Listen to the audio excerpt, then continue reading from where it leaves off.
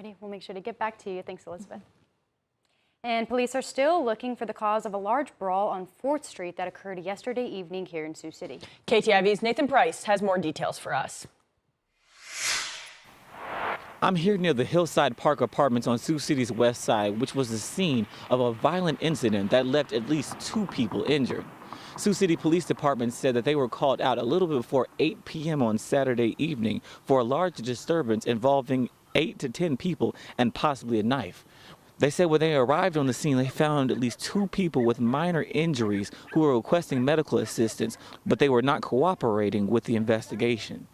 Police said they were able to obtain video surveillance that showed that a fight happened, and while they were not able to substantiate if a knife was involved, they were able to see at least one person who was using a snow shovel in the assault.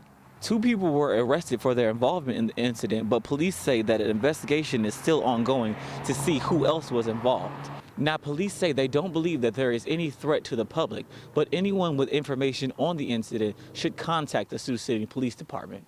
In Sioux City, Nathan Price, KTIV News 4. Thanks, Nathan. Now over